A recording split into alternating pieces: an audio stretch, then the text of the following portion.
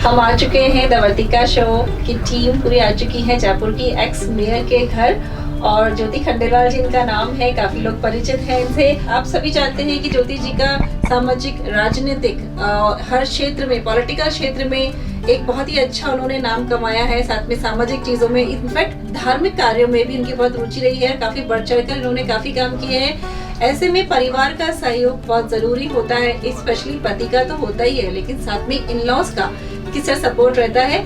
तो कुकिंग का हुनर तो हम देखेंगे, लेकिन अभी कुछ बातचीत करते हैं। ज्योति जी, आज आपकी जो मम्मी है आपके साथ हैं, और जैसा कि सभी जानते हैं कि आपने एक पूरा व्यस्त, जिसे कहते हैं ना कि क्योंकि हम जब बाहर काम करते हैं, बाहर की दुनिया में कदम रखते हैं, तो वो जिम्मेदारी भी हमारी ही हो जाती है। तो किस तरह से आप मैनेज करती हैं चीज़ों को? आपकी जो मदर इन लॉ बैठी हैं, क्या उनका सहयोग रहता है? क्योंकि उनके सहयोग के बिना तो मुझे लगता नहीं है कि कुछ हो पाता होगा। देखो वर्तिका, सबसे पहले तो वेलकम है कि आज आप घर पर आए हो और आपका स्वागत है। और मैं यूँ कहना चाहूँगी कि जैसे आपने पहला शब्द यूज़ किया था ना कि आपकी मम्मी है साथ में शारदा जी, बजाय और फिर बाद में कहा मदर इन लॉ, तो मुझे लगता है मम्मी शब्द ही शायद ज़्यादा सही है। क्योंकि मैंने जितना समय, मैं यूँ तो नहीं कहूँगी जन्म देने वाली माँ का बहुत अलग स्थान होता है, लेकिन मैंने जितना समय उनके साथ बिताया है उससे ज़्यादा समय मैंने इनके साथ बिताया है, और उनसे जितना सीखा है इतना ही इनसे भी सीखा है। और यूँ कहूँगी कि शायद मैं उतनी क्षमता के साथ काम नहीं कर पाती अगर मम्मी जी का साथ मेरे साथ नहीं होता तो। क्योंकि पीछे देखिए, एक महिला के साथ ये तो एक चैलेंज है ही कि उसे बाहर के काम के साथ साथ घर की जिम्मेदारियों को भी पूरी तरीके से निभाना होता है। और अगर आपको घर की जिम्मेदारियां बांटने के लिए एक साथ और ऐसा जिम्मेदार साथ मिल जाए जिस पर आप आंख मूंद करके भरोसा कर सको कि हाँ मेरे पीछे से सब कुछ बिल्कुल ठीक होगा, तो वो अगर साथ मिल जाए तो आपकी काम करने की एफिशिएंसी बहुत ज्यादा बढ़ जाती है। हम रिलैक्स हाँ, और पीछे से घर परिवार की चिंता से अगर हम फ्री रहते हैं तो बाहर हम और ज्यादा मेंटली भी और फिजिकली भी ज्यादा एफिशिएंटली काम कर पाते हैं। और हाँ, ये एक और बात जो कि बहुत ही खास बात है, जो ज्योति जी को बहुत खास बनाती है, कि अबेकस की क्लासेस लेना, साइंस मैथ्स की क्लासेस, 11th 12th IIT की प्रिपरेशन करवाना, इस तरीके की कोचिंग जब यहाँ पर रहा करती थी ज्योति जी ही उसको संभाला करती थी। तो मतलब मैं कह सकती हूँ कि जो साइंस और मैथ्स का जो बंदा होगा, वो सोचो कि उनका जो ब्रेन लेवल होगा, भाई मुझे बहुत डर लगता है मैथ्स से। नहीं, मैं तो ये कहना चाहूंगी कि उस समय क्लासेस लेती थी तब भी व्यस्तताएं हो जाती, जब भी आप अपने परिवार के साथ काम करते हो, लेकिन तब भी मुझे मम्मी जी का बहुत ज़्यादा सपोर्ट था कि पीछे से बच्चों को सही समय पे खाना मिल रहा है नहीं मिल रहा है, वो पढ़ने बैठे हैं नहीं बैठे हैं। बच्चों को ये बहुत डर एक होना चाहिए ना कि वॉच कोई नजर रख रहा है उन पे, कोई मॉनिटर। चाहे मम्मी जी यही कहे कि मम्मी आएंगी तो शिकायत कर दूंगी, लेकिन ये डर भी उनके लिए बहुत जरूरी था। तो एक बात मुझे बताएं कि मदर इन लॉ सबकी हैं, मम्मी भी सबके घरों में है, लेकिन आपको ऐसी क्या खास बात है जो आपकी मदर इन लॉ में, मम्मी में बहुत अच्छी लगती है? क्योंकि मम्मी की ये बात तो मुझे बेहद पसंद है। मैं कहूँगी वर्तिका जी, बहुत मुश्किल सवाल है मम्मी जी की एक क्वालिटी को आइडेंटिफाई करना, क्योंकि बहुत सारी खासियत है इनमें। और सबसे बड़ी खासियत ये है कि एक किसे कहते हैं ना कि बिल्कुल शांत रूप से अपना काम करते रहना, अपनी जिम्मेदारी को निभाते रहना। लोग आदत नहीं होती कि हाँ हमने ये काम किया, हमने वो काम किया, हमने ऐसा किया। या कभी अगर माहौल कुछ गर्म भी हो रहा है, कोई आपस में कुछ डिस्कशन भी चल रहा है, तो मम्मी जी का नेचर हमेशा ये रहेगा कि शांत भाव से उसको कैसे कामली बिल्कुल उसको मैनेज करना है बिना उसके। ये बहुत ये मुझे लगता है परिवार के लिए बहुत ज़रूरी बात है, बहुत परिवार को बांधे रखने के लिए भी, और कई बार मुश्किल समयों में भी, और कई बार बिल्कुल इस तरीके से काम करने की भावना के साथ भी कि मुझे कुछ दिखाना नहीं है, लेकिन मैंने मेरे शांत भाव से अपना काम मैं करती रहती हूँ। मैं तो देखो यही बोलना चाहूंगी कि ज्योति जी अपने कार्य क्षेत्र में ऐसे ही आगे बढ़ती रहें, और जो सोच आपकी है वो सोच अगर सब लोग अपना लें कि अगर हम खुद सोचें, खुद विचारें, तो सब चीज़ पॉसिबल हो सकती है। तो बस इसी के साथ हम कुछ और पॉसिबल करने जा रहे हैं, क्योंकि ज्योति भाभी को भी कुकिंग का बेहद शौक है। सास बहू की एक शानदार केमिस्ट्री है। तो चलते हैं इनकी किचन की तरफ और कुछ स्वाद का जायका लेते हैं। एक अच्छा सा करारा सा मुगलई पराठा हो जाए। जी हाँ, वैसे बहुत फेमस भी है, लेकिन ज्योति जी उसे कैसे बनाती है देखते हैं। वैसे मैंने बहुत तारीफ सुनी है कि इनके हाथ का खाना बहुत अच्छा बनता है, तो आज जरा चखने का मौका मिला है मुझे।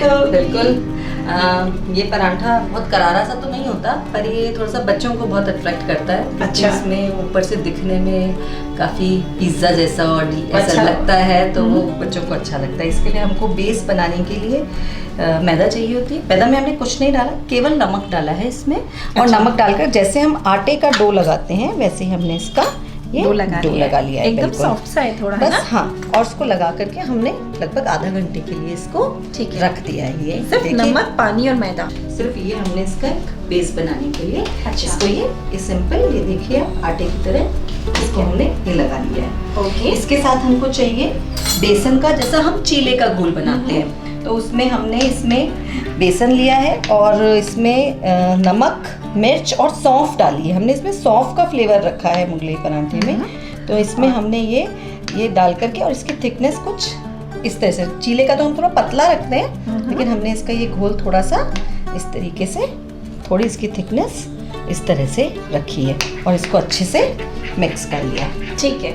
और जो हमने इसमें सौंफ यूज करी है वो हमने करी है वी ऑर्गेनिक की सौंफ, जो कि अपने आप में बहुत खुशबूदार है, जो मुगलई पराठे में थोड़ी सी और जान डाल देगी। और जैसा कि मैंने बता रखा है कि आप ध्यान रखते रहिएगा कौन सा क्वेश्चन पूछा जाएगा। इसकी जो हमको तीसरी प्रिपरेशन बेस की करनी है वो हमको करना है आलू का मसाला। अच्छा। इसमें हमने छिले हुए आलू को बॉईल किया है, उसे हमने छील लिया है और उसमें हमने नमक, मिर्च, गरम मसाला, थोड़ा सा अमचूर और इसमें भी हमने थोड़ी सी सौंफ डाली है। तो ये इस तरीके से ये बेस बनाने के लिए हमको इन 3 चीजों की जरूरत रहेगी। ओके। अब इसको हम एक छोटा सा, जैसा हम रोटी बनाते हैं, तो हमने इसका ये लेकर के, बहुत ज्यादा बड़ा नहीं लेना है, छोटा सा ही इसको लेकर के ये इस तरीके से, और हम इसको बेक लेते हैं। ठीक है।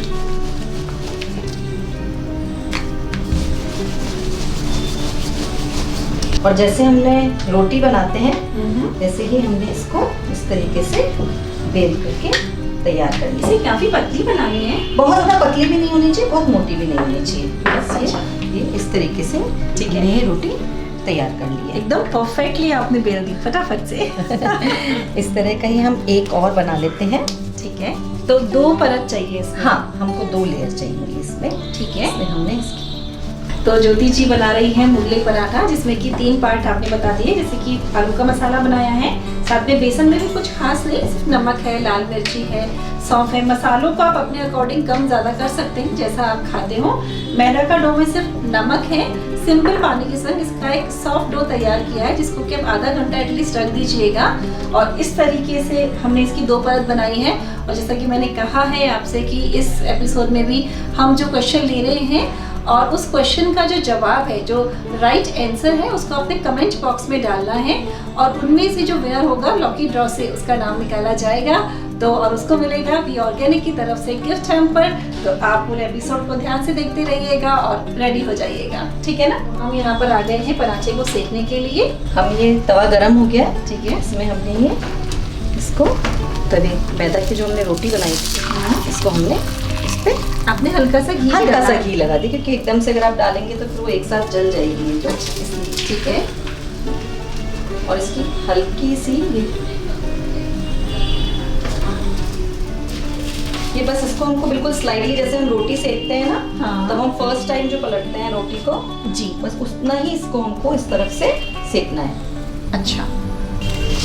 ये देखो, ये इतना यहाँ पर ये सिक गया है। ओके, ठीक है। अब इसके ऊपर हम ये इस तरीके से आलू का मसाला इस पर फैला देंगे। तो हल्का सा ही सेका हमने चपाती को। हाँ। इसके ऊपर आपने पूरे पे अच्छे से फैला के हाँ, पूरा मसाला लगा देना है। बिल्कुल। वैसे जो लोग आलू नहीं खाते वो कच्चे केले का मसाला भी तैयार कर सकते हाँ, हैं इसका। मसाला तो ये देखिए, ये तो बाकी तो अपने अपने फ्लेवर के हिसाब से आप कैसे भी। और अब ये आलू का मसाला लगाने के बाद हम इस पर ये बेसन का घोल थोड़ा सा थिक है ये, है ना? हाँ, जिससे ये आराम से इसके ऊपर फैल जाए, कि अगर हम पतला लेंगे तो फिर ये इससे भी नीचे आ जाएगा। ठीक है, एक लेयर आलू के मसाले अगर की आपको हो लग रहा है कि आपकी रोटी सिक गई है तो आप इसको ये नीचे उतार के लगा के भी वो इसमें भी फिर कर वापस सकते हैं। करके और ऐसे टर्न कर देंगे। ओके। और हल्की सी चिकनाहट हो, इससे ये इसकी सिकाई अच्छे से हो जाए। तो एक हल्का सा घी के साथ जो बेसन है वो सिकता जाएगा और ये वाली लेयर ऑलमोस्ट रोटी की है वो ये सिक चुकी है। अच्छा, और ये थोड़ा सा हम इसको थोड़ा सा धीमी आंच पे इसको हल्की सी सिकाई अच्छे से हो जाए इसकी। ओके। ये देखिए, आप इसे देखेंगे तो ये लगभग सिकाई जो है वो हो गई है।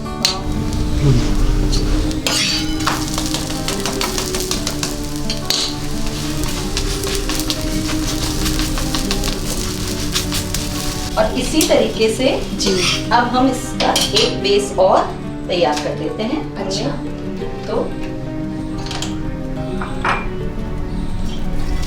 ठीक है, हल्का सा घी लगाया और इसको किया।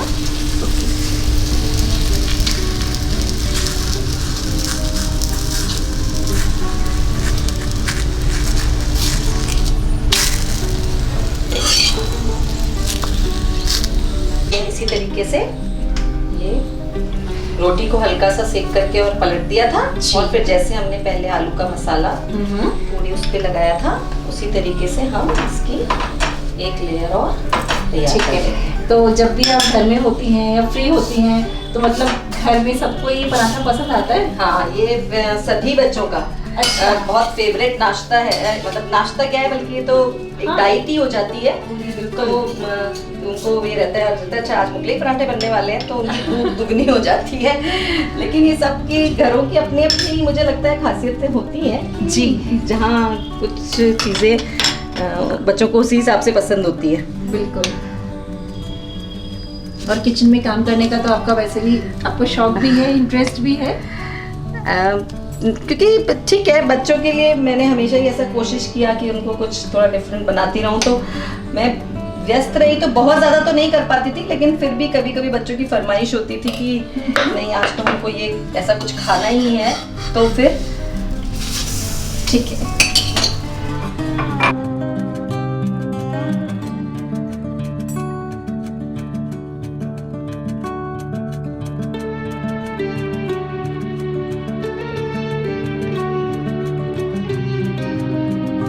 बेस जो हमको तैयार करना था रेडी वो हो गया। बेस रेडी हो गया है। ठीक है। अब हम इसके ऊपर जो गार्निश करने वाले हैं उसकी हम तैयारी देख लेते हैं। ठीक है। तो आपने देखा कि किस तरीके से मुगलई पराठे को तैयार किया गया है, लेकिन उतना ही जरूरी पार्ट ये है कि आप इसको सर्व कैसे करेंगे। तो आइए देखते हैं कि इसकी सर्विंग के लिए क्या क्या तैयारियां हुई हुई हैं। देखिए, इसके सर्विंग के लिए हमने टमाटो सॉस लिया है, धनिया की चटनी जो हम नॉर्मल से धनिया की चटनी बनाते हैं उस तरीके से हमने धनिया की चटनी बना ली है, टमाटर काट के रखा है, प्याज बारीक काट के रखा है, हरी मिर्च हमने थोड़ी सी बारीक काट करके रखी हुई है, पनीर को हमने ग्रेट करके और पनीर रखा हुआ है, इसके अलावा हरा धनिया और ये कुछ नुगरे जो नमकीन नुगरे होते हैं जो रायते में यूज होते हैं। रायते में कुछ लोग फीके नुगरे भी हाँ। यूज करते हैं, पर हम तो ये जनरली नमकीन नुगरे ही होते हैं, इसमें ठीक है। मसाला डला हुआ होता है। अच्छा। ये नमकीन नुगरे जो है वो इसमें यूज किए गए हैं। ठीक है। अब इसमें हमने बेस तो हमने तैयार कर ही लिया था मैदा आलू और बेसन से। अब इसमें हम सबसे पहले इसमें लगाएंगे हम सॉस, और फर्स्ट लेयर हम टमाटो केचप की ले रहे हैं।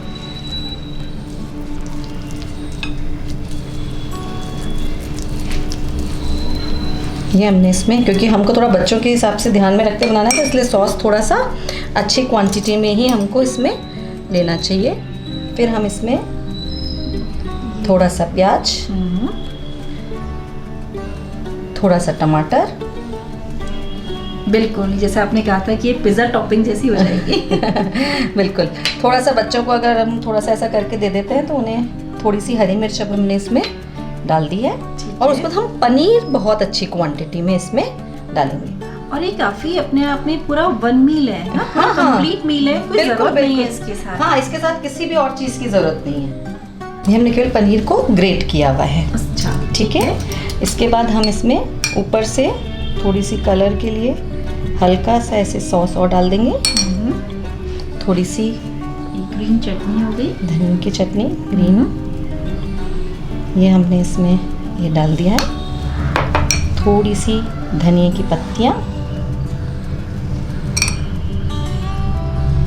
और थोड़ा सा टेस्ट और अच्छा बनाने के लिए और बच्चों को थोड़ा सा और अच्छा लगे इसके लिए मुझे लग रहा है इसे दिखने में भी जान आ गई है इसके अंदर, है ना, पर्ल जैसे अच्छे से लग रहे हैं। इस तरीके से हमने ये तैयार कर लिया और इसी के ऊपर अब हम ये एक और जो हमने बेस तैयार किया था उसको अब हम इसके ऊपर रख देंगे और उसको भी हम इसी तरीके से गार्निश कर लेंगे पूरा। ठीक है। और वैसे ही जैसे अभी हमने सॉस लगा के ऊपर प्याज लगाया था वैसा ही हमने इसमें प्याज लगा दिया, थोड़ा टमाटर जिससे टेस्ट थोड़ा सा, और पनीर अच्छी क्वांटिटी में। ओके।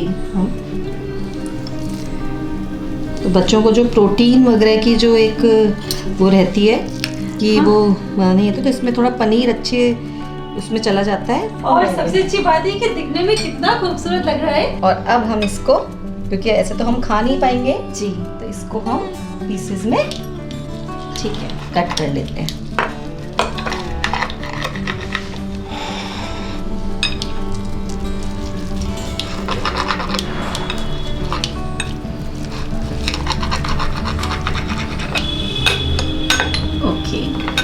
और जो इसमें हमने देखो हरी चटनी, साथ में केचप, फिर उनके साथ एक पनीर का कॉम्बिनेशन, फिर साथ में हमने जिसमें नमकीन, नुगरे वाली नमकीन ली वो, तो मतलब ये जो सारे कॉम्बिनेशन आ रहे हैं ना, मतलब खुशबू भी महक रही है बहुत अच्छी और टेस्ट इतना अच्छा आने वाला है। और साथ में एक पराठे का एक अपना लुक जिसमें आलू का मसाला, साथ में बेसन। अब खुद इमेजिन करिए जो कॉम्बिनेशन चल रहा है और ये बनाकर जरूर से देखिएगा। तो ज्योति जी आपने बिल्कुल ही मतलब इतना, ये देखिए कितना ही देखने में अच्छा लग रहा है। और जितनी देर मैं आपसे गप्पे लगा रही थी उतनी देर में तो इन्होंने मेरे लिए सर्व भी कर दिया है। देखा?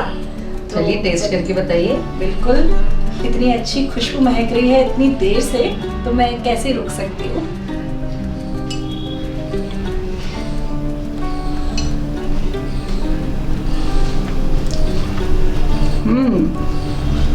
This is ultimate. पसंद आया आपको? अच्छी बात है, क्योंकि इसके अंदर जो मसाले हैं वो एकदम परफेक्ट है। ऐसा नहीं है कि आलू का मसाला तीखा हो गया, बेसन में मसाला ज्यादा कम हो गया, लेकिन हर चीज को आपने बैलेंस करते हुए रखा है। तो भाई ऐसा नहीं है कि राजनीतिक क्षेत्र में ही इनका हुनर है, भाई हमने आज घर का भी हुनर देख लिया है। भाई शानदार, मजा आ गया, कुकिंग करने के तरीके से ही पता चल गया होगा। मुझे तो बहुत मजा आया और बहुत अच्छा लगा। आपके शो के लिए बहुत बहुत आपको शुभकामनाएं। Thank you so much. Vartika को वैसे भी रसोई के यूँ कहेंगे इसका कनेक्शन रहा है, हमेशा लोग पहचानते हैं। तो आपने जो सास बहू की थीम के साथ इस शो को शुरू किया है, मेरी ओर से बहुत बहुत शुभकामनाएं। मुझे पूरा विश्वास है कि शो सबको पसंद आएगा। बिल्कुल। और जी सास बहू की थीम है ये केमिस्ट्री ऑन स्क्रीन ही नहीं है, ऑफ स्क्रीन और भी ज्यादा अच्छी है। तो पूरे एपिसोड को एंजॉय करिएगा।